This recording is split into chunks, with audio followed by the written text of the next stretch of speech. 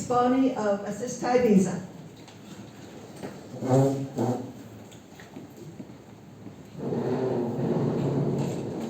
Thank you. Okay, I can see the other half. Probably sat over there. Looks like there's only 10 people here, so try and give it a view. Okay, immigration. There's not really too much going on actually at the moment. Insurance, you probably already know about for the OA visas, has increased up to the 3 million amount. Talk to your friendly insurance provider. They'll probably be able to upgrade your plan. In terms of family and friends coming, they've increased the time of visa on arrival from a lot of countries from 15 days to 30 days and from 30 to 45 if you have people coming to visit for extended holidays. And on the 1st of October, the emergency decree will be finished, which means COVID should then officially be over. It means that you can fly into the country with COVID, and they will allow you to come in. But I'm sure if any of you have been to Central or any other place with Thais, you'll see that everyone is still wearing masks. So how long it will carry on for? My kids at school are still masked, but most of the international schools are unmasked. So it's down to personal choice at the moment. Any official government office like immigration, probably best if you still wear a mask, just for the time being. Other than that, retirement visa, the 10-year visa was introduced that I know many people were excited about, and maybe not to many people's surprise, it hasn't been as people predicted. It's very difficult to get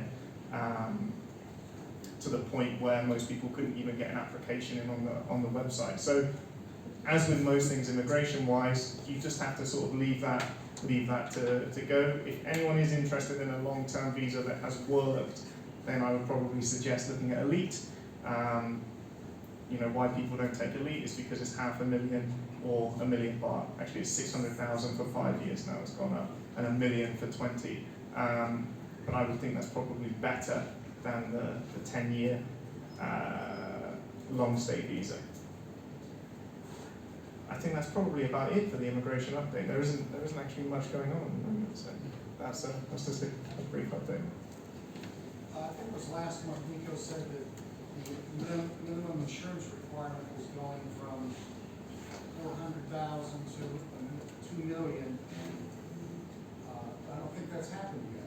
Yeah, so it's actually been announced and come in, but... Repeat the question, please, Reece. Oh, sorry.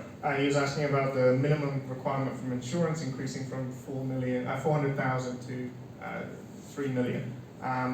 So yes, that is actually official doctrine now with immigration. It's passed into law, but Chiang Mai immigration are giving leeway on it.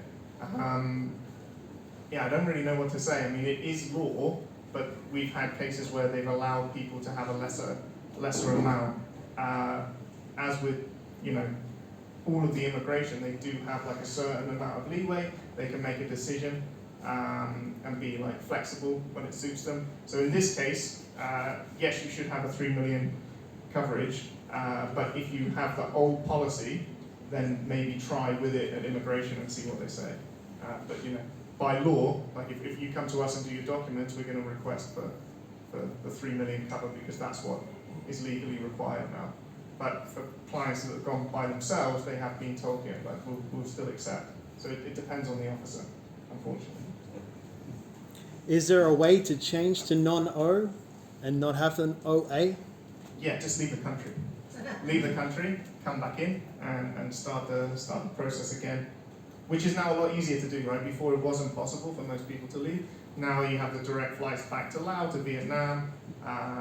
Malaysia was always like a favorite with clients, and go down to Penang and have a curry. Yeah, just see some of the people have done it. Yeah.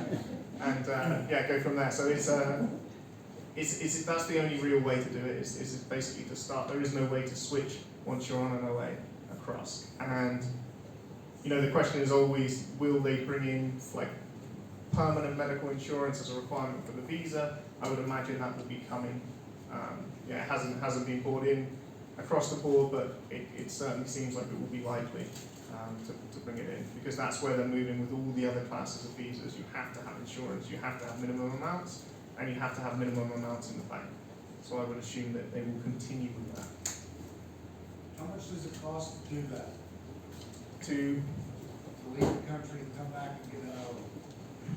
probably, depending on the hotels and everywhere that you stay at, I would say in the region from 10 to 20,000 baht. Including all the visa fees and? Yeah, it would be around around that sort of around that sort of money with the travel and the flights. It's depending where you go. You know, if you go and stay in the Ritz-Carlton, it would be more than that. But you know, it's up to you. Yeah, normally around that sort of fee. And are they extending the number of insurers? One of the biggest problems getting insurance now is this a very small list of only time insurers that they accept.